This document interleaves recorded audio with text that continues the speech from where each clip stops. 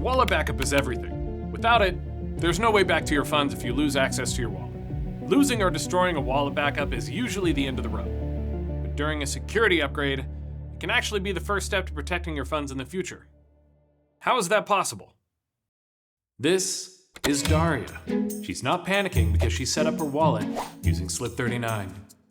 She upgraded to a stronger backup scheme and then destroyed her original copy, burning it so it could never fall into the wrong hands.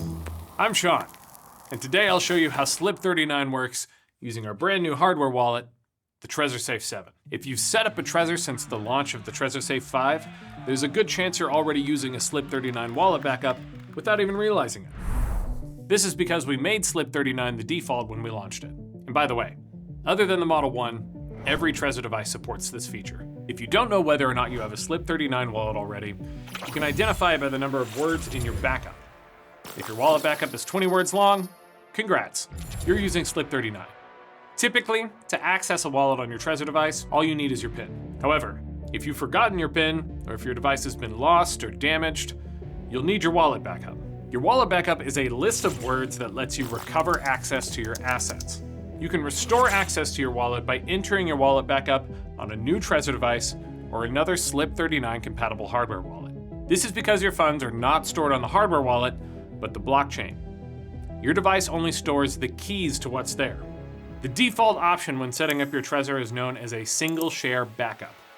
A single share is made up of 20 words. What SLIP39 does is allow for the option to split your wallet backup into one or more 20-word lists. When there's more than one share, it's called a multi-share backup. Recovering a wallet then depends on combining the required number of shares, which you set for yourself. It's similar to needing several keys to open a single safe. One of the key features of SLIP39 is that a single share backup can later be upgraded to a multi-share backup. It is, of course, open source.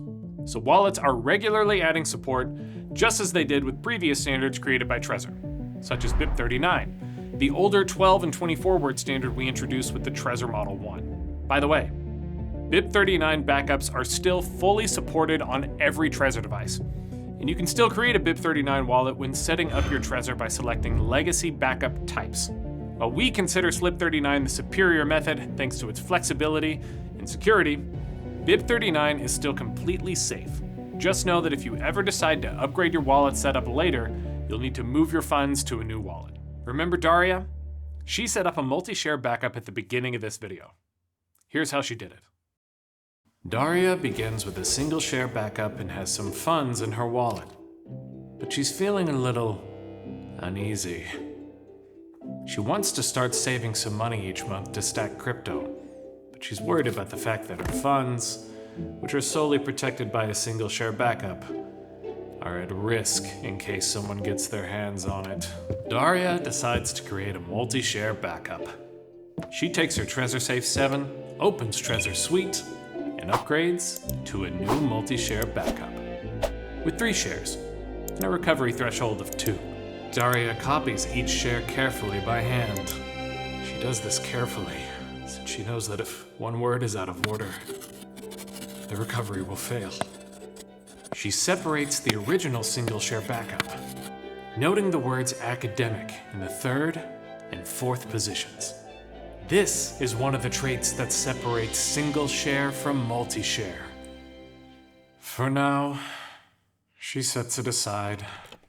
It still works, but she intends to destroy it so that no one, not even herself, can use it in the future.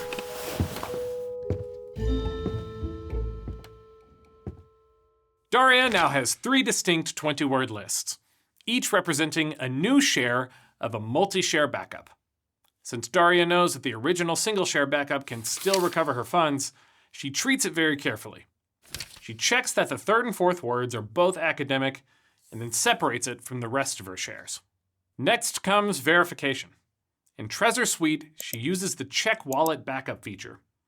This is an important step to make sure that her multi-share backups were recorded correctly. And since she's using a Trezor Safe 7, she can actually check the backup anytime without being connected to Trezor Suite. All she needs to do is find each share one at a time, turn on her device, and enter the share to check its validity.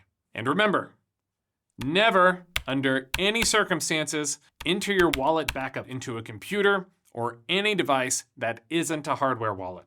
Scammers often try to find creative ways to scare people into sharing their backups electronically, so you can cut out this risk entirely by keeping your keys offline.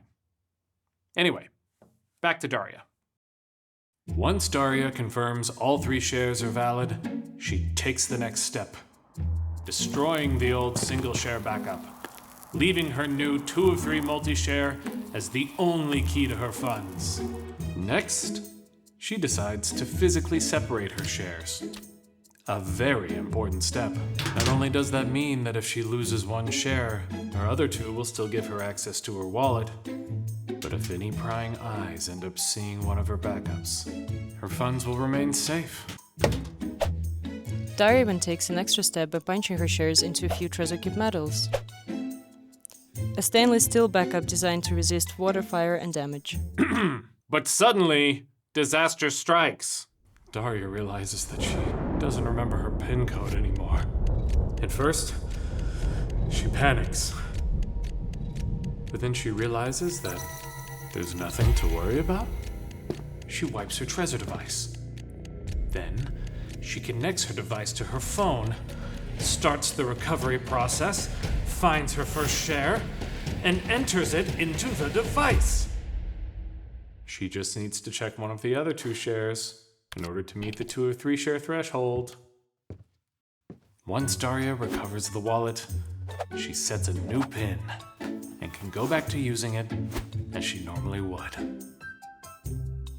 It's also possible to use another SLIP39 compatible wallet, but you'll need to follow the wallet's directions closely, as we're only able to provide support for Trezor. As a brief side note, the steps shown here are only needed because Daria forgot her PIN. With her PIN and device, she could have accessed her funds like she always does. A big advantage of SLIP39 is flexibility.